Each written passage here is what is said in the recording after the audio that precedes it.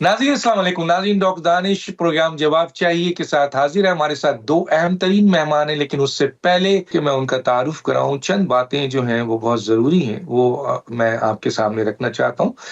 Opposition ने एक दफ़ा फिर ये कहा है कि मुल्क ना आईनी तौर पर चलाया जा रहा है, ना कानूनी तौर पर चलाया जा रहा है। दूसरी तरफ तहरीक इंसाफ के अहम तरीन लीडरान जो इस वक्त जेल में हैं, जो जिनको काफी सजाएं भी मिली हैं, उन्होंने एक दफा फिर एक खत लिखा है। और उस खत में जहां उन्होंने बातचीत पे जोर दिया है कि जब बातचीत की जाए, बहुत जरूरी है बातचीत। उन्होंने बातचीत का जो महवर है वो ये कहा है कि जी हुकूमत, अपोजिशन और मुक़्तदर हल्के वो तीनों मुज़ाकरात करें ताकि इस क्राइसिस से मुल्क को निकाला जाए।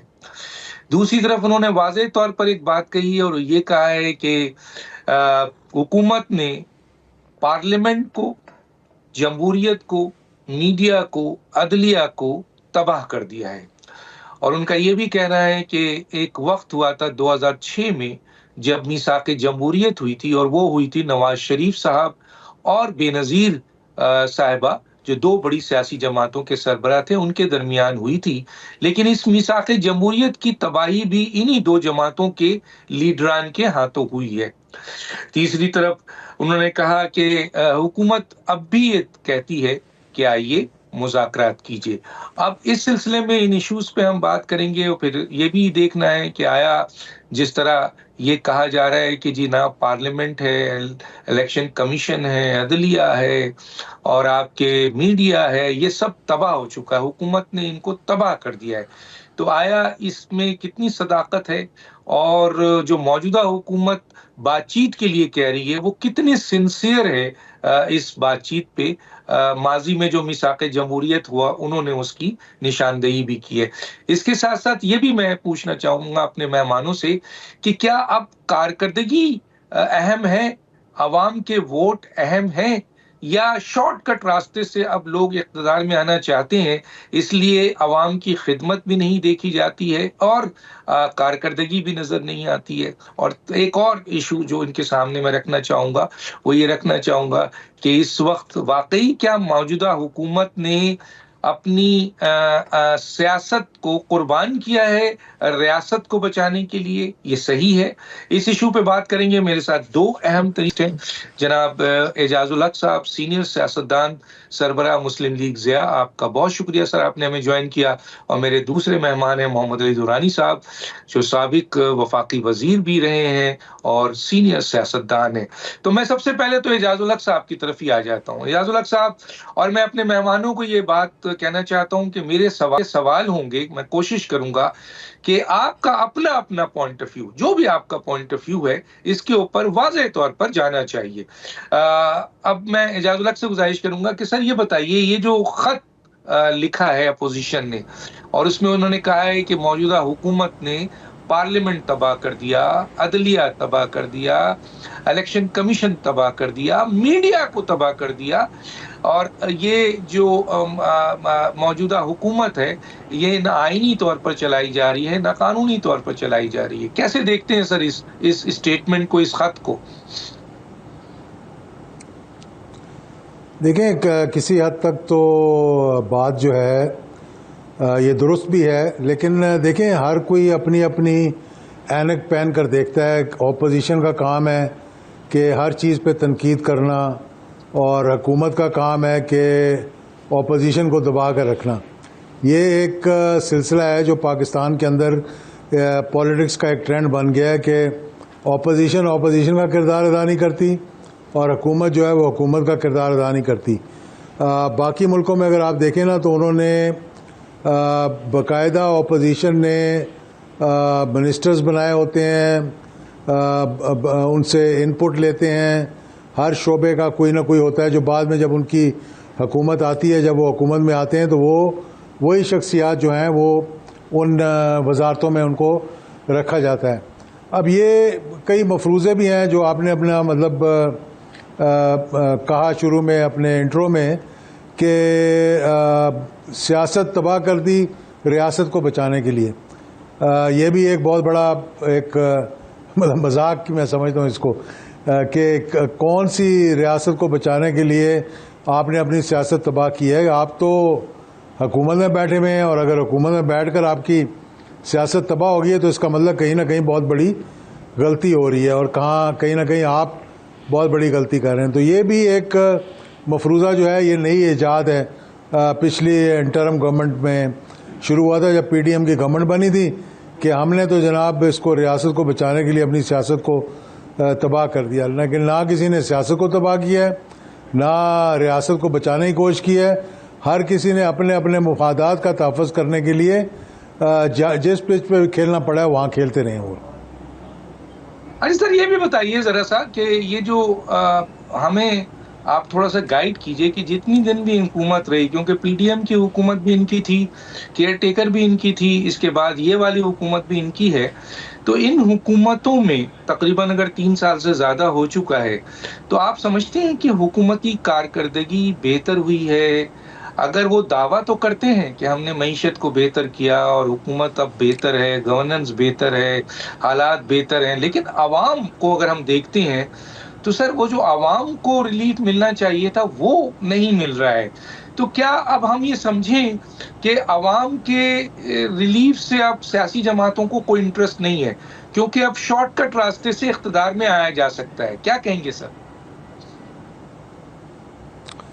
دیکھیے، میں تو اس چیز میں مطلب اتنا اعتبار نہیں کرتا ہوں، اور خاص طور پر معیشت کے بارے میں یہ کہوں گا کہ معیشت میں اگر آپ پی ڈی ایم کی حکومت سے دیکھیں جہاں کہ بالکل تباہی آ گئی تھی، اس کے بعد موجودہ حکومت کو دیکھیں کہ جہاں پر ایک بڑا ہیڈ سٹارٹ مطلب لینا پڑ رہا تھا، تو اس سے کمپیریٹیولی اگر آپ دیکھیں نا تو کچھ بہتری آئی ہے، اور کچھ ایسی امپلیمنٹیشنز ہوئی ہیں جس سے کہ لانگ رن میں سمجھتا ہوں فائدہ ہوگا. چاہے وہ آئی ایم ایف کی ڈائریکشنز پہ ہیں کہ سبسڈیز کم کی، زراعت کو تباہ ہوتے ہوئے ہم دیکھ رہے ہیں اپنے آنکھوں کے سامنے. کلائمیٹ چینج ہے، کلائمیٹ چینج کی وجہ سے بارشیں جو ہیں وہ اس نہج پہ پہنچ گئی ہیں کہ فصلیں تباہ ہو گئی ہیں. خاص طور پہ ان علاقوں میں جہاں پہ کاٹن ہوتی تھی وہاں پہ بارشیں کبھی ہوا ہی نہیں کرتی تھیں. چولستان کا علاقہ لے لیں، آج اگر آپ وہاں جا کر دیکھیں چولستان کے علاقے میں یا گرد و نواح کے شہروں میں، تو بھاول نگر کو لے لیں آپ، آدھا وہ پانی کے اندر ڈوبا ہوا ہے، ساری فصلیں تباہ ہو گئی ہیں. تو ان چیزوں پہ توجہ دینے کی ضرورت ہے. اور یہ بالکل آپ کی بات صحیح ہے کہ اکانومی بہتر ہوئی ہے، کہ ریمیٹنسز زیادہ ہو گئی ہیں، اکانومی بہتر ہوئی ہے کہ تھوڑا سا آئی ایم ایف کی وجہ سے اب آپ کے جو ریزروز ہیں وہ تھوڑے سے بہتر ہوئے ہیں. لیکن ٹرکل ڈاؤن ایفیکٹ نظر نہیں آ رہا جس کا آپ نے ذکر کیا ہے، کہ یہ جب تک ایک عام آدمی تک ریلیف نہیں پہنچے گا، آپ جتنا مرضی کہہ دیں کہ ہماری اکانومی بہتر ہوگی ہے، وہ بہتر نہیں ہوگی. دوسری بڑی اہم بات جو میں یہاں کرنا چاہوں گا وہ یہ ہے کہ ایک آپ کا 1 پوائنٹ ایجنڈا ہونا چاہیے، اور وہ ہے کہ سب سے پہلے آپ سارے کام چھوڑ کر ایک لا اینڈ آرڈر کو ٹھیک کریں، نیشنل ایکشن پلان کو امپلیمنٹ کریں، اور چاہے کوئی آئین میں تبدیلی کرنی ہو یا کوئی اور طریقہ نکالنا ہو، یہ دہشت گردی کے خلاف جب تک امن قائم نہیں ہوگا، جب تک آپ کی سوچ جو بھی ہو اس کے مطابق آپ نہیں چل سکیں گے. نہ آپ کو انویسٹمنٹ آئے گی، یہاں پر فورن ڈائریکٹ انویسٹمنٹ آئے گی، نہ کوئی اور آئے گا، چاہے آپ کے پاس ٹریلینز آف ڈالرز کے ریزروز کیوں نہ ہوں. جب تک ایک عام انویسٹر کی دسترس میں نہیں آئیں گے، جب تک اس کا کوئی فائدہ ہمیں نہیں ہے. پہاڑوں کے اندر دفن ہے، پہلے بھی دفن تھے، اب بھی دفن ہے، اور اگر ہم نے ان معاملات کو ٹھیک نہ کیا تو آئندہ بھی دفن رہیں گے. بہت شکریہ سر. میں چاہتا ہوں محمد علی درانی صاحب کی طرف. محمد علی درانی صاحب، اب آپ کا پوائنٹ آف ویو ضرور اس پوائنٹ پہ لینا چاہتے ہیں کہ ایک طرف تو یہ بھی کہا جاتا ہے کہ جناب ہم نے اپنی ریاست کو بچانے کے لیے اپنی سیاست قربان کر دی ہے. بسم اللہ الرحمن الرحیم. ڈاکٹر صاحب، جہاں تک اپنی سیاست تباہ کرنے کا ان کا موقف ہے وہ تو صحیح ہے، لیکن میں سمجھتا ہوں کہ انہوں نے ریاست کے لیے اپنی سیاست تباہ نہیں کی، بلکہ حقیقت میں کرسی کے حصول کے لیے انہوں نے اپنی سیاست تباہ کی.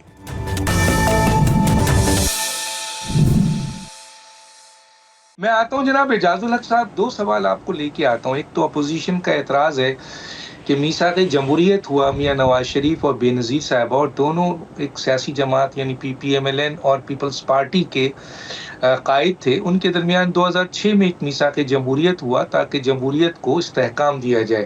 لیکن ان کا یہ کہنا ہے کہ آج جہاں ہم کھڑے ہیں اور اس جمہوریت کی تباہی ہے اور اس میثاق جمہوریت کی تباہی ہے، وہ ذمہ دار بھی PMLN کی لیڈرشپ ہے اور پیپلز پارٹی کی لیڈرشپ ہے. ایک تو یہ سر. دوسرا میں یہ پوچھنا چاہوں گا سر کہ یہ جو پارلیمانی نظام حکومت ہے پاکستان میں جو کئی عرصے سے چل رہا ہے، اس نے پاکستان کو کیا دیا، پاکستان کی عوام کو کیا دیا؟ آپ سمجھتے ہیں سر کہ جو لوگ یہ کہہ رہے ہیں کہ یہ نظام اب گل سڑ چکا ہے، یہ نظام عوام کو کچھ نہیں دے رہا ہے، ہاں اشرافیہ کو کے لیے یہ نظام بہت اہم ہے، اس لیے اس نظام میں اصلاحات لائی جائے یا اسے تبدیل کیا جائے، کیا کہتے ہیں سر؟ دیکھیں ڈاکٹر صاحب، اس میں دو باتیں ہیں. ایک تو پہلی بات یہ ہے کہ جہاں تک حکومت کا تعلق ہے، فیڈریشن کے پاس تو ہے ہی کچھ نہیں. اب اگر دیکھا جائے تو 18ویں ترمیم کے بعد مجھے نہیں معلوم کہ کسی کو اس پسند ہے یا نہیں پسند ہے. آپ نے صوبوں کو وہ اختیارات دے دیے ہیں جس کی ان کے پاس کیپیسٹی نہیں ہے، نہ انہوں نے کیپیسٹی بلڈنگ کی ہے. دوسرا، بہت سی ایسی چیزیں ہیں جو کہ فیڈریشن کے پاس ہونی چاہیے، جیسے کہ ہیلتھ ہے، جیسے کہ ایجوکیشن ہے. ہر صوبہ اپنے اپنے طریقے سے اپنے اپنے ہیروز کو سامنے لا رہا ہے. کسی کو کوئی پتہ نہیں کہ اس دفعہ تو آپ دیکھ لیں 14 اگست کو میں ڈھونڈتا پھر رہا تھا کہ کہیں قائد اعظم یا علامہ اقبال ہی نظر آ جائیں مجھے، لیکن نئے لیڈرز اور نئی جو ہے وہ لوگ سامنے آ رہے ہیں. یہ کسی اور سے بھی آپ پوچھنا ضرور کہ کیا اس دفعہ جو تصاویر اور جو 14 اگست کی خوشی میں جو بینرز اور پوسٹرز لگ رہے ہیں اس پہ بانی پاکستان کے کہاں گئے جنہوں نے یہ قربانی دے کر اس ملک کو بنایا تھا. تو ان چیزوں کو دیکھنے کے لیے میرا خیال ہے کہ ری وزٹ کرنے کی ضرورت ہے. دوسرا بات، جہاں تک بات ہے کہ اپوزیشن اور جہاں تک ان کے خط کا تعلق ہے، اس پہ میں صرف اتنا کہہ سکتا ہوں کہ خط انہوں نے جو لکھا ہے، لازمی بات ہے کہ اتنا عرصہ اندر رہنے کے بعد اور اپنوں سے دور رہنے کے بعد یہ احساس ضرور پیدا ہوا ہوگا کہ گفتگو کے ذریعے ہمیں آگے بڑھنا چاہیے. اور یہی ایک طریقہ ہے جس میں کئی مرتبہ ایسا بریک تھرو ہوتے ہوتے دیکھا، جبکہ ایک کامن گراؤنڈ کی ضرورت تھی، چاہے وہ 26ویں آئینی ترمیم کے ذریعے آیا یا لانگ مارچ کے بعد کوئی گفتگو شروع ہوئی یا بات چیت ہوئی، لیکن مطلب آگے نہیں بڑھ سکا وہ. اب وہ جو خط، ایک پہلا انہوں نے خط لکھا، اب یہ دوسرا خط لکھا، تو بات تو حکومت سے ہی کرنی پڑے گی نا. یہ سو کالڈ کہنے ہے تو جمہوریت ہی، اور حکومت سے بات چیت کرنی پڑے گی. تو ان کو یہ انیشیٹو لینا چاہیے جو ان کے لوگ باہر ہیں کہ آ کر بات کریں، اسپیکر کے ذریعے بات کریں، یا جو پرائم منسٹر نے کہا تھا کہ گفتگو جو ہے جب آپ نے کرنی ہو میں تیار ہوں، چاہے اسپیکر کے ذریعے ہی کیوں نہ ہو. تو یہ چیزیں جو ہیں یہ سوچنے کی ہیں تاکہ ملک کے اندر بہتر انداز میں آگے چل سکیں. میں نے جہاں تک موجودہ سسٹم کا تعلق ہے اس پہ بھی فوکس کر دیں. میں وہیں آ رہا ہوں. میں نے کہا یہ موجودہ سسٹم ہے اس ملک کے اندر، اس کو چلانا بے حد مشکل ہے. یعنی یہ پارلیمنٹری فارم آف گورنمنٹ کو میں ایک سیاستدان ہوتے ہوئے، اس پارلیمنٹ کا حصہ ہوتے ہوئے میں آپ کو یہ بتا رہا ہوں کہ کیونکہ اختیارات بڑے محدود ہیں، مطلب اختیارات چند لوگوں کے ہاتھوں میں ہوتے ہیں جو کہ کچن کیبنٹ جس کو کہا جاتا ہے، اور باقی لوگوں کے پاس یہ ہے کہ اس وقت حالات یہ ہیں کہ اس موجودہ سسٹم کے اندر جو درانی صاحب نے بھی کہا، بات کی، ذکر کیا کہ کرپشن اس حد تک آگے جا چکی کہ اس کا نہ تو اس کو میں سمجھ سکتا ہوں، نہ میں آپ کو سمجھا سکتا ہوں کہ کسی شخص کا، ایک تو بڑے لوگ بیٹھ کر کہتے تھے نا کہ فائلوں کے نیچے پہیے لگ گئے ہیں، اب تو ایک عام آدمی جس کی دسترس ایک SHO تک ہے یا ایک تحصیلدار تک ہے یا ایک پٹواری تک ہے، وہ بھی جب تک پہیے نیچے نہیں لگاتا بیچارہ غریب آدمی، تو اس کا کام بھی آگے نہیں جاتا.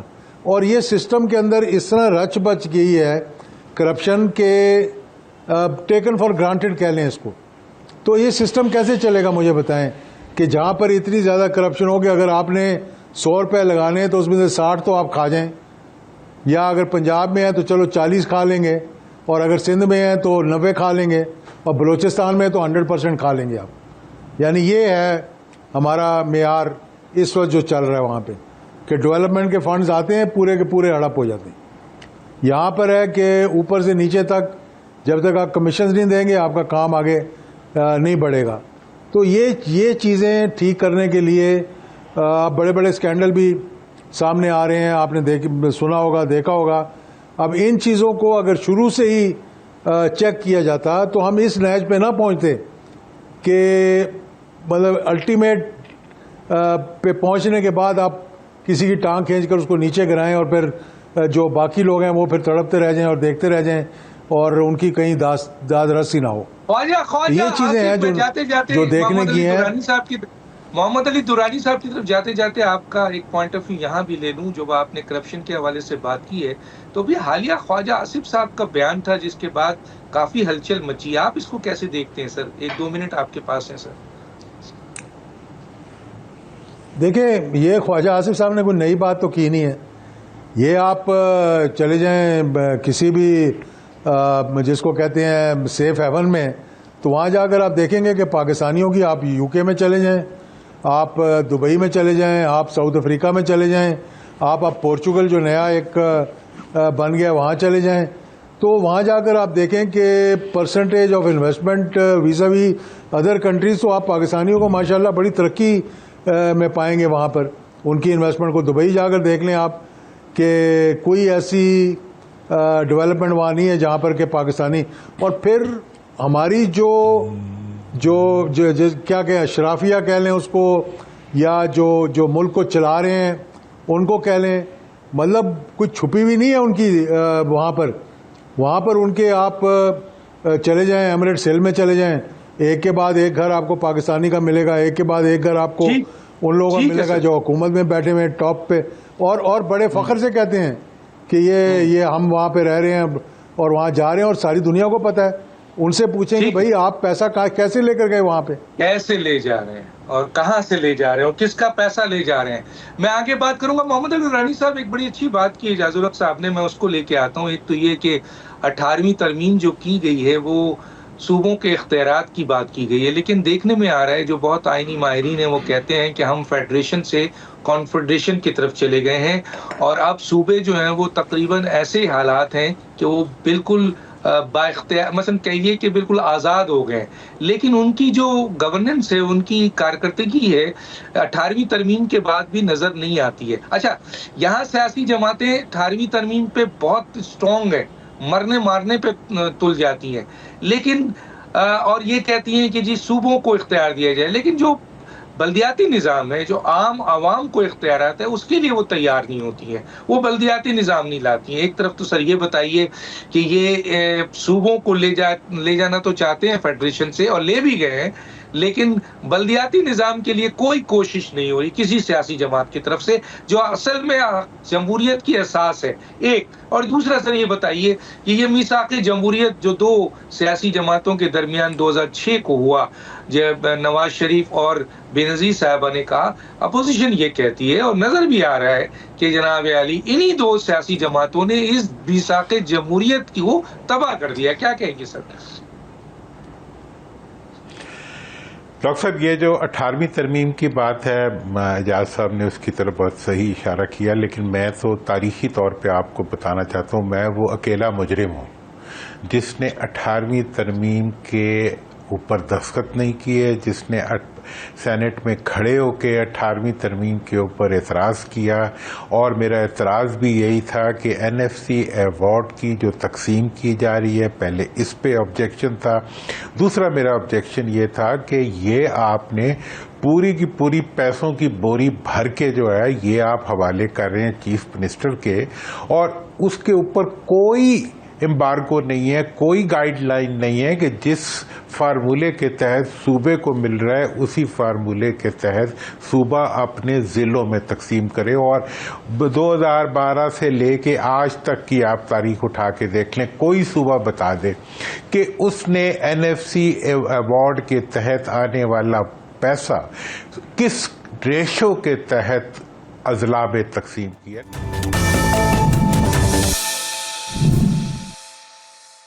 لاہور میں صرف لاہور کو دیکھ لیں 70% جو ڈیولپمنٹ فنڈ ہے وہ ایک شہر پہ لگتا ہے پنجاب کے. اسی طرح بین ہی دوسرے صوبوں میں بھی یہی کیفیت ہے کہ پورے کا پورا بجٹ ایک فرد واحد کے ہاتھ میں. اس وقت جب میں نے اسمبلی میں کھڑے ہو کے یہ بات کی تھی تو اس کے اوپر ہمارے پیپلز پارٹی کے ایک دوست نے کہا یہ تو جی صوبائی خود مختاری میں مداخلت ہوگی. میں نے کہا یہ کون سی صوبائی خود مختاری ہے جو اس کے عوام میں اس کے علاقے میں بسنے والے عوام کو ان کے اس حق سے محروم کر رہی ہے جو حق ان کو ملک کا آئین دے رہا ہے. تو پہلی بات تو یہ ہے کہ 18ویں ترمیم میں NFC ایوارڈ کی تقسیم اور اس کے بعد NFC ایوارڈ کی ہاریزونٹل تقسیم کا کوئی نظام نہ ہونا. اس کی وجہ سے صوبوں کے اندر اعجاز بھائی نے کہا کیپیسٹی ڈیولپ نہیں ہوئی. میں سمجھتا ہوں کہ اعجاز بھائی وہ کیپیسٹی ڈیولپ کرنا ہی نہیں چاہ رہے. یہ صرف چیف منسٹر کا فائنینشیل مسل ہے جس کو وہ اپنے مقاصد کے لیے استعمال کرتا ہے اور اپنی مرضی سے استعمال کرتا ہے. عوام اس میں کہیں نہیں ہے. تو لہذا پہلی بات تو یہ ہے کہ اس چیز کو ری وزٹ ہونا چاہیے اور ہونا چاہیے چونکہ اس کے ساتھ ملک ترقی نہیں کر سکتا. اور دوسری بات جو اس وقت بھی میں نے اٹھائی تھی اور ابھی بھی میں وہی کہنا چاہوں گا جس کی طرف آپ نے اشارہ کیا کہ ہمارے ملک میں جس کو آپ جمہوریت کہتے ہیں وہ جمہوریت کبھی آئی نہیں. دنیا کا کوئی ایک ملک بتا دیں جس کے اندر بلدیاتی ادارے نہ ہوں اور اس کو جمہوری کہا جاتا ہو. مطلب یہ وہ جمہوریت ہے جس میں عوام نہیں ہے. یہ ساری پاکستان کی تاریخ میں بننے والی کم و بیش ساری حکومتیں جو ہیں فارم 47 کی حکومتیں ہیں کیونکہ یہ کوئی بھی شیئر جو ہے اس وقت عام آدمی کی طرف ٹرانسفر کرنے کے لیے تیار نہیں ہے. لہذا جب تک آپ آئین کی روح سے نیشنل صوبائی اور بلدیاتی انتخابات بیک وقت اور ایک ہی مدت کے لیے نہیں کروائیں گے اور الیکشن کے ایک ہی نظام کے تحت نہیں کرائیں گے اس وقت تک عوام کو اقتدار میں شراکت نہیں ملے گی. نمبر 1 اور نمبر 2 یہ ہے کہ جب تک نیشنل ریسورسز کو آپ مرکز سے تو کھینچنے کے لیے تیار ہیں. آپ کہتے ہیں ڈیفنس رہے نہ رہے ملک کے دوسرے ایشوز رہیں یا نہ رہے آپ کو صوبے کو سب کچھ مل جائے اور صوبوں کے ملنے کے بعد خبردار کسی نے ہماری طرف دیکھا ہم تو ہماری صوبائی خود مختاری متاثر ہو جائے گی. یہ بالکل ناجائز باتیں ہیں جو یہ کرتے ہیں. یہ حساب دیں پچھلے 12-15 سالوں کا کہ انہوں نے NFC ایوارڈ سے آنے والا کتنا پیسہ جو ہے مجھے یہ بتائیں انہوں نے بہاول نگر کو دیا ہے, کتنا پیسہ انہوں نے بہاولپور کو دیا ہے, کتنا پیسہ انہوں نے راجن پور کو دیا. بھئی جو خود سندھ والے بتائیں جیکب آباد کو کتنا دیا ہے. مطلب یہ صرف اور صرف اپنی پرائورٹیز اور اپنے ذاتی مفادات کے تحت جو ہے پیسے کو خرچ کرتے ہیں, اس میں ملک کی ترجیحات نہیں ہوتی. اور یہی وجہ ہے کہ یہ جو بیرونی ممالک کے اندر آپ کی جائیدادیں نظر آ رہی ہیں اور جو پیسے نظر آ رہے ہیں یہ لوٹ کا مال ہے. وہ کہتے ہیں وہ چوری کا کپڑا اور ڈانگوں کے گز. مطلب جب مال ہی چوری کا ہوتا ہے, جب عوام کا مال ان کے قبضے میں آ جاتا ہے کسی اکاؤنٹیبلٹی کے چیک کے بغیر تو یہ اسی طرح بانٹتے ہیں. تو لہذا میں یہ سمجھتا ہوں کہ جہاں تک ریسورسز کا تعلق ہے ریسورس کی اس کی تقسیم. اور ایک اور بات میں یہاں کہہ کے پھر آپ کے دوسرے نقطے کی طرف آ جاتا ہوں. دیکھیں جب تک آپ اس چیز پہ پابندی نہیں لگائیں گے نا کہ پاکستان میں ہر کوئی سیاست کرے جو مرضی اقتدار میں آئے ہمیں کوئی اعتراض نہیں ہے. یہ وہ جمہوریت مانگتے ہیں جن کے بعد ان کے بچوں کے بچوں کے بچوں کے بچے اقتدار میں آ سکیں. یہ اس جمہوریت کو مانتے ہیں جو ان کے ذاتی مفادات کو سرو کرے. یہ اس جمہوریت کو مانتے ہیں صرف جو ان کے ذاتی وسائل میں اضافہ کرے, جو ان کی غیر ملکی جائیدادوں میں اضافہ کرے. کون سی جمہوریت ڈاکٹر صاحب؟ کس کے پاس جمہوریت ہے؟ جو پارٹیاں اپنے پارٹیوں کے اندر جمہوریت نہیں لاتی. جائیں نا یورپ کے اندر کسی پارٹی, امریکہ کے اندر چلے جائیں, کہیں بھی چلے جائیں جو اچھے برے ممالک ہیں, کس ملک کے اندر اس قسم کی جمہوریت ہے جس ملک کے اندر کے مطلب بچوں کے بچوں کے بچوں کے بچے جو ہے وہ لائنوں میں لگے ہوں. تو لہٰذا یہ نہ میثاق ہے نہ جمہوریت ہے. اب ہمارے اپوزیشن والے بھی بولے بادشاہ ہیں, وہ اسی اتار کے لوڈے سے دعا مانگتے ہیں. مطلب یہ ہے کہ بیمار ہوئے جن کے سبب. تو یہ تو ان کا تو ایک ہی مطالبہ ہونا چاہیے اپوزیشن کا کہ یار ہمیں ان لوگوں کو دے دو, تو اپنے میں سے اس کو دے دو جس کی جائیداد ملک سے باہر نہ ہو. بات ختم. ٹھیک ہے. اعجاز الحق صاحب، میں یہاں پر پاکستان میں دنیا میں صدارتی نظام بھی ہے، پارلیمانی نظام بھی ہے، ایون ڈکٹیٹرشپ بھی ہے، اور ہم نے دیکھا کہ 70 ممالک ایسے ہیں جنہوں نے پارلیمانی نظام سے خود کو صدارتی نظام کی طرف لے کے آئے، لیکن ایک بھی صدارتی نظام پارلیمانی نظام کی طرف نہیں گیا. 193 میں تقریباً 90 کے قریب جو ہے صدارتی نظام ہے. ہر نظام اپنے ملک اور علاقے کے لحاظ سے چل رہا ہوتا ہے. اچھا سر، ہم جب جمہوریت پسند، میں تو لفظ کہوں گا سو کالڈ، میں بھی اس پوائنٹ کو ایگری کرتا ہوں کہ اس ملک میں جمہوریت نام کی کوئی چیز نہیں ہے. اگر کوئی بحث کرنا چاہے آ جائے. جب ہم ایوب خان کی بات کرتے ہیں، جب ہم ضیاء الحق صاحب کی بات کرتے ہیں، جب ہم پرویز مشرف صاحب کی بات کرتے ہیں، تو ان سیاستدانوں کو آگ لگ جاتی ہے. حالانکہ ترقی اگر دیکھیں تو ان کے دور میں، جو کہ جمہوری یعنی بلدیاتی نظام بھی ان کے دور میں آیا، اور دوسری طرف ترقی بھی ان کے دور میں ہوئی. لیکن جب جمہوریت پسند کو جو سیاسی جماعتیں ہیں، ان کو ہم ان کی یاد دلاتے ہیں کہ جناب ایوب خان کے دور میں دیکھیں، ضیاء الحق صاحب کے دور میں دیکھیں، پرویز مشرف کے دور میں، تو ان کے اندر تن بدن میں آگ لگ جاتی ہے. وہ سننا نہیں چاہتے اور کمپیریٹیولی اپنی کارکردگی کو سامنے نہیں لاتے ہیں، بلکہ فوراً ایک جملہ کہتے ہیں یہ ڈکٹیٹر ہیں، اور ڈکٹیٹر ملک کو تباہ کرتے ہیں. تو اب سوال یہ پیدا ہوتا ہے سر کہ آج ہم یہ دیکھ رہے ہیں کہ عوام کے ووٹ کی کوئی اہمیت نہیں ہے. اگر آپ فارم 47 سے آ سکتے ہیں تو پھر کارکردگی کیوں دکھائیں گے، کیوں عوام کو ریلیف دیں گے؟ کیونکہ عوام ووٹ دے بھی تو اگر فارم 47 کے ذریعے آنا ہے تو پھر عوام کے ووٹوں کی تو کوئی حیثیت ہی نہیں ہے سر. کارکردگی کیوں دکھائیں گے کہ عوام ان کو ووٹ دے؟ کیا کہیں گے سر؟ دیکھیں، دو باتیں کروں گا. کچھ تو درانی صاحب نے کہہ دیا. ایک تو یہ کہ میری یہ تجویز سمجھ لیں، یا اس کو کہ کسی جمہوری حکومت نے، آپ تاریخ اٹھا کے دیکھیں، کبھی دل سے لوکل باڈیز کے الیکشن کروائے نہیں. پیپلز پارٹی کی تو تاریخ ہے کہ انہوں نے کبھی کروائے ہی نہیں. مسلم لیگ نے کبھی ریلکٹنٹلی کروا لیے ہوں گے. یہ ہمیشہ ہوتا ہے کہ پرویز مشرف کے زمانے میں ہوا، جنرل ضیاء الحق کے زمانے میں ہوا، ایوب خان کے زمانے میں بی ڈی سسٹم تھا، کہ اگر پرویز مشرف کا اوریجنل مسودہ جو لوکل باڈیز کا تھا، جس میں کہ ناظمز کو یہ اختیار تھا کہ وہ وہاں کے ڈی پی او اور ڈی سی او کی بھی اے سی آر لکھیں، اگر اس کو امپلیمنٹ کروا دیں تو میں سمجھتا ہوں گراس روٹ پہ جو ہے وہ جمہوریت چلی جائے گی. لیکن ایک منٹ نہیں لگایا تھا کہ اس وقت کے چیف منسٹر کو اتنی تکلیف ہوئی تھی اس پہ کہ اختیار تو میرے ہاتھ سے نکل جائے گا، میں کیسے کنٹرول کروں گا پولیس کو، اور میں کیسے کنٹرول کروں گا اپنی بیوروکریسی کو. تو انہوں نے فوری ان دو چیزوں کو تبدیل کرا کے اس مسودے کی جو ایسنس تھا اس کو نکال دیا.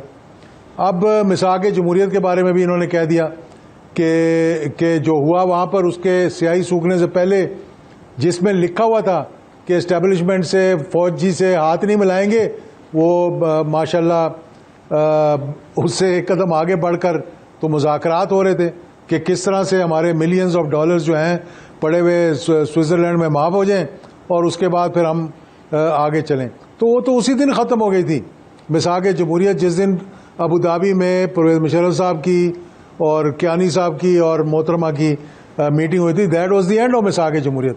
اس کے بعد کوئی چارٹر آف ڈیموکریسی کا نام لیتا ہے تو مجھے ہنسی آتی ہے اس بات پہ. تیسری بات اس بات کے حق میں ہوں کہ اس ملک کے اندر صدارتی نظام ہونا چاہیے، اور اس پہ میں سمجھتا ہوں کہ کوئی طریقہ کار نکالیں تاکہ ٹیکنوکریٹس کو لا کر اختیارات دیں کچھ سالوں کے لیے، تاکہ وہ جو پیٹرولیم کا ایکسپرٹ ہو وہ پیٹرولیم چلائے، اس کو پتہ ہو کہ میں نے کیا کرنا ہے. ورنہ پھر اسی طرح کے ٹرمینلز بنتے رہیں گے، اسی طرح کے ایل این جی کے کانٹریکٹ ہوتے رہیں گے، اور اسی طرح سے جو ہے وہ پاکستان کی جو ہے وہ معاملات خراب ہوتے رہیں گے. تو یہ چیزیں جو ہیں ان پہ غور کرنے کی ضرورت ہے. اس کے لیے ایک ڈیبیٹ کرنے کی ضرورت ہے. اس کے لیے یہ سوچ لانے کی ضرورت ہے کہ کیا ہم نے اسی طرح دلدل میں دھستے جانا ہے، یا ہم نے اس ملک کو کی اڑان جو ہے وہ آگے بڑھانی ہے. تو یہ ایک چوائس ہے. قوم بیچاری تو بے حس ہے، میں اس کو تو پتہ ہی نہیں کہ ہمارے ساتھ کیا ہو رہا ہے. لیکن جو کرتے دھرتے ہیں وہ جب ان کے پاس اختیار ہو تو بہت خوش ہیں. جب وہ اختیار میں نہیں ہوں گے تو ان کی تنقید آپ دیکھیں گے تو ایسی ہوگی کہ ماشاء اللہ. تو یہ چیزیں ہیں جس پہ آج تک کبھی کسی نے غور نہیں کیا, اور جب بھی سسٹم کو صحیح کرنے کا سوچا اور اس کو مزید بگاڑ اس کی کر دی, کیونکہ ہر کوئی چاہتا ہے کہ اختیارات جو ہیں وہ میری مٹھی میں رہیں, پیسہ میری مٹھی میں رہے.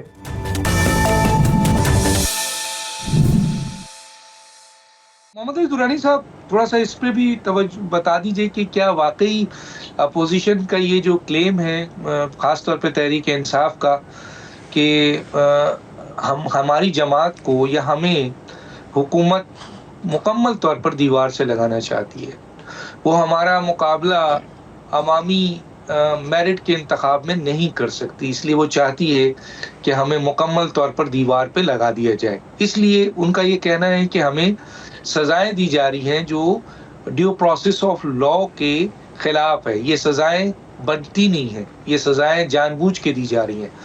دوسری طرف ظاہر ہے حکومت کا یہ دعویٰ ہے کہ آپ نے 9 مئی میں وہ ایکٹ کیا ہے جو دنیا میں نہیں ہوا ہے, اور اس سلسلے میں جو آپ نے ایکٹ کیا ہے اس کی سزا آپ کو مل رہی ہے. کیا کہیں گے سر اس پہ؟ مجھے تو یہ سمجھ نہیں آتا کہ اس میں بڑا مجرم حکومت ہے یا بڑا مجرم اپوزیشن ہے.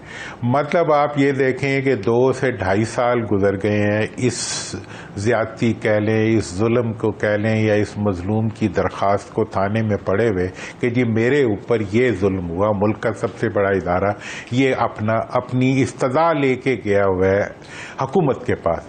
حکومت نے ابھی تک ایک ڈھنگ کا استغاثہ نہیں بنایا جس کے نتیجے میں کسی مجرم کو واقعی, کسی ملزم کو واقعی مجرم بنایا جا سکے. آپ چلے جائیں امریکہ کے اندر, آپ چلے جائیں برطانیہ کے اندر, مطلب جب ایسے واقعات ہوتے ہیں تو سپیڈی ٹرائلز ہوتی ہیں اور وہ ایویڈنس کی بیس پہ ہوتی ہیں, اور بیسٹ آف دا بیسٹ جو لیگل پریکٹسز ہوتی ہیں ان کو کوالیفائی کرتے ہوئے ہوتی ہیں. یہ تو انہوں نے تو ایسے مقدمے بنائے ہیں جسے کہتے ہیں کہ جس کے اندر جس کو ملزم بناؤ اس کو مجرم بناؤ تو وہ اور زیادہ مظلوم بن جائے.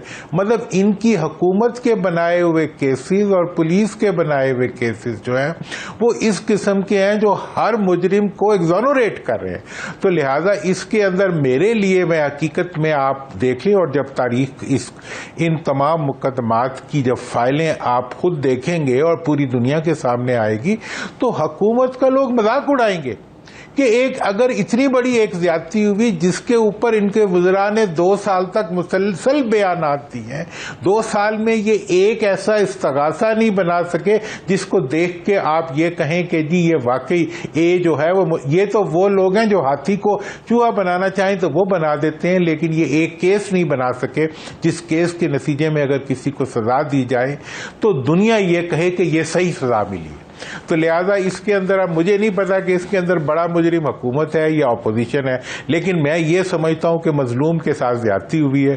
جس نے اپنا استغاثہ پیش کیا تھا, جس نے اپنے اوپر زیادتی کی وہ کی تھی, مطلب درخواست کی تھی, اس کی ریمیڈی کی, اس کے ساتھ انہوں نے زیادتی کیا. یہ تو ایک حقیقت ہے. اور آج کی جو صورتحال ہے میں یہ سمجھتا ہوں کہ اس وقت جو ہے ملک کے اندر جو سیاسی حالات ہیں, جو سیاسی واقعات ہیں, وہ اس چیز کی ڈیمانڈ کر رہے ہیں کہ آؤٹ آف باکس تھنکنگ کر کے ملک کی معیشت سے لے کے ملک کے اندر جو اس وقت تناؤ ہے, اور اپوزیشن کا اس وقت مجھے یہ نظر آ رہا ہے کہ اپوزیشن کے اوپر سختی اب کم ہونے جا رہی ہے, اور حکومت کے اوپر مجھے سختی جو ہے تھوڑی سی بڑھتی ہوئی نظر آ رہی ہے. کیونکہ انہوں نے جو 2 سال کے اندر جو پرفارمنس اپنی دکھائی ہے, یہ سب سے بڑی پرفارمنس تو ان کی 9 مئی کے کیسز ہیں.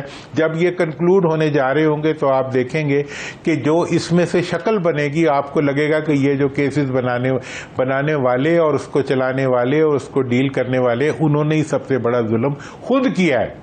اور یہ جو ساری صورت, اس کی وجہ سے بہت زیادہ ریزنٹمنٹ پیدا ہوگی ان اداروں میں بھی جن کے ساتھ زیادتی ہوئی ہے کہ یار تم نے ایک زیادتی ہمارے ساتھ کروائی, تمہاری پولیس کہاں تھی, تمہارے ادارے کہاں تھے, تم لوگ کہاں تھے. ٹھیک ہے, میرے پاس بس یہ 4-5 منٹ ہے. میں چاہتا ہوں ایک سوال رکھ کر دونوں سے پوچھ لوں. پہلے اعجاز الحق صاحب کی طرف آتا ہوں. اعجاز الحق صاحب, ڈونلڈ ٹرمپ دنیا میں کیا کر رہے ہیں؟ وہ امن پیدا کر رہے ہیں, یہ جنگ کے حالات پیدا کر رہے ہیں؟ اس کی مختلف اسکول آف تھاٹ ہے. وہ خود کہتے ہیں مجھے نوبل انعام دو, میں نے پاکستان اور انڈیا کی جنگ رکوائی ہے.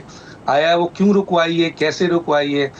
दूसरी तरफ वो और चीज़ों पे भी क्रेडिट ले रहे हैं, लेकिन एक स्कूल ऑफ थॉट ये है कि गजा में जो 70,000 लोग शहीद हुए हैं, कश्मीर में शहीद हो रहे हैं, इंडिया के मुख्तलिफ जगहों पे शहीद हो रहे हैं, मुसलमान बहुत सी जगहों पर मारे जा रहे हैं, शहीद हो रहे हैं, उनके पीछे जाहिर है अमेरिकन एस्टेब्लिशमेंट है और डोनाल्ड ट्रम्प है। तो नोबेल इनाम किस बुनियाद पे दिया जाए? उनको नोबेल इनाम तो दिया जाए, लेकिन अमन का नहीं, जंग का।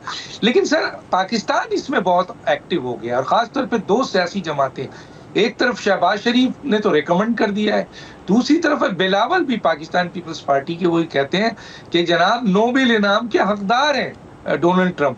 तो क्या सर ये अब सियासी जमातें हमारी उस तरफ देख रही हैं अपनी इख्तिदार को तूल देने के लिए? क्या कहते हैं सर? 2 मिनट है सर आपके, उसके बाद मैं दुरानी साहब से सब कुछ डॉक्टर सब कुछ तो आपने कह दिया है, और यही मैं समझता हूँ कि बात है। डोनाल्ड ट्रंप का ठीक है, नोबेल पीस प्राइज़ के लिए बहुत तको-दो कर रहे हैं, लेकिन जब तक गाज़ा के अंदर अमन कायम नहीं होगा, फ़लस्तीनियों को उनका राइट ऑफ एग्जिस्टेंस नहीं मिलेगा, जब तक उन 50,000 से ज़्यादा बच्चों की जो उन्होंने लाशें गिराई हैं, जब तक उसका ज़ाला नहीं होगा, मैं समझता हूँ कि नोबेल पीस प्राइज़ नहीं है, ये नोबेल डिज़ास्टर्स प्राइस होगा। और उसके साथ साथ कश्मीर का आपने जिक्र कर दिया कि कश्मीर में जो रियासती दहशतगर्दी हो रही है, और हिंदुस्तान जो मुसलमानों के ख़िलाफ़ कर रहा है, बारबरी मस्जिद से लेकर आज तक, और अब ख़ास तौर पर इस शर्मिंदगी को दूर करने के लिए जो उनको 10 मई को मिली है, उन्होंने जो एट्रॉसिटीज़ अब कमिट करनी शुरू कर दी हैं, नए नए कवानीन लाकर वहाँ पर लोगों को जो है वो रियासती दहशतगर्दी के तहत उनको उठा रहे हैं, बंद कर रहे हैं, मार रहे हैं, और कोई पूछने वाला उनको नहीं है। ठीक है, मेरे पास टाइम कम है। मोहम्मद दुरानी साहब, यही सवाल कि क्या शहबाज शरीफ और बिलावल भुट्टो में ये रेस लग गई है कि डोनाल्ड ट्रंप की खुशनुदी हासिल की जाए, उसकी क्या वजूहत है आप समझते हैं? और दूसरा कि गजा का मसला जो यानी फ़लस्तीन के मसला हल किए बगैर कैसे कोई आदमी जो कि बराह रास्त उस कत्ल में, उस शहादतों में सुपरवाइज कर रहा है, वीटो कर देता है, सपोर्ट करता है, पूरी दुनिया जानती है, तो कैसे नोबेल की तरफ लोग रिकमेंड करते हैं? खुद पाकिस्तानी हुक्मरान या सियासतदान क्या वो फ़लस्तीन को नहीं देखते हैं कि डोनाल्ड ट्रंप का क्या किरदार है? 2 मिनट है सर आपके पास। देखिए डॉक्टर साहब, जहाँ तक पहले वाला हिस्सा है, उसमें तो मैं कहूँगा कि वो एक मशहूर मुहावरा है कि जंज पराई अहमक नच्चे। मतलब वो लीडरशिप जो इनसे मिलना पसंद नहीं करती, जो इनसे बात करना पसंद नहीं करती, इन्होंने उनको रिकमेंड कर दिया, ना किया, उसकी क्या वैल्यू है? उसको तो छोड़े, ये एक फालतू की बात है। जहाँ तक सवाल है ट्रंप साहब का, ट्रंप के होते हुए जो एट्रॉसिटीज़ फ़लस्तीन के अंदर हो रही हैं वो नाकाबिले माफ़ी हैं, लेकिन उस जुर्म के अंदर मैं एजाज साहब से 100% एग्री करूँगा। ट्रंप का जितना भी रोल डाला जाए वो कम है, लेकिन हमारे अपने हुक्मरानों का रोल, OIC का रोल, मिडिल ईस्ट के मुसलमानों का रोल कम, इससे किसी सूरत कम नहीं है। पूरी दुनिया के अंदर 2 मुस्लिम ममालिक हैं जिनको, या एक आधा कोई और शामिल कर लें, पाकिस्तान और ईरान, जिन्होंने इस इश्यू के ऊपर मुस्लिम उम्मा की इज्जत में इजाफा किया है, और वो दोनों अब इस चीज़ को एक्नॉलेज भी करें। एक तरफ कश्मीर के रेफरेंस से इंडिया के साथ जो पाकिस्तान ने दंदान शिकन उसको जवाब दिया है, उसकी वजह से हमारे दुखे हुए दिल जो है, कम से कम उनका एक आधा हिस्सा तो थोड़ा सा उसमें आसूदगी आई है। और उसी तरह से ईरान ने जिस तरह दुम दबाने के बजाय डट के अपनी गुर्बत में मुकाबला किया है, उससे भी जो है मुस्लिम उम्मा को एक इज्जत और एहतराम मिला है। और एक और मैं आपको बात बता दूं कि जहां तक ट्रंप का सवाल है, ट्रंप, मैं तो खुश हूं कि उसने इंडिया को दबाया है, ठीक है जी, मैं बहुत दुखी हूं कि फ़लस्तीन में वो कुछ नहीं कर। बैन ही अब दुनिया के अंदर अगर ये पॉलिसी चलेगी कि ट्रेड के, जंगों के बजाय अगर तिजारत के ज़रिए अमन के रास्ते हमवार किए जाएं तो ये बेहतर होगा। और इंडिया को मैं मशवरा दूंगा कि इंडिया कश्मीर के इशू को रिजॉल्व करने के लिए चाइना को बीच में डाले, अब उसकी इसी में बेहतरी है। अब और ये वाली लीडरशिप नहीं समझती तो इंतखाबात के बाद जो आएगी उसे समझना चाहिए। हमें इस खित्ते में अमन चाहिए, तिजारत चाहिए, हमें इस खित्ते में खुशहाली चाहिए, और उस खुशहाली को हम जंगों के ज़रिए नहीं ला सकते, हम अपनी तरक्की और अपने अंदर अच्छी गवर्नेंस के ज़रिए उसको ला सकेंगे। بہت شکریہ، کیونکہ آپ نے الیکشن کی بات کی ہے اور آنے والی حکومت کی بات کی ہے، تو سوال یہ پیدا ہوتا ہے کہ جس دن پاکستان میں ایک فیئر الیکشن ہو جائے گا، عوام کی حکومت آ جائے گی، تو یقیناً اس کی سوچ وہی ہوگی جو آپ دونوں معززین کی سوچ ہے۔ وقت ختم ہوا چاہتا ہے، ڈاکٹر اجازت دیجیے، اللہ حافظ۔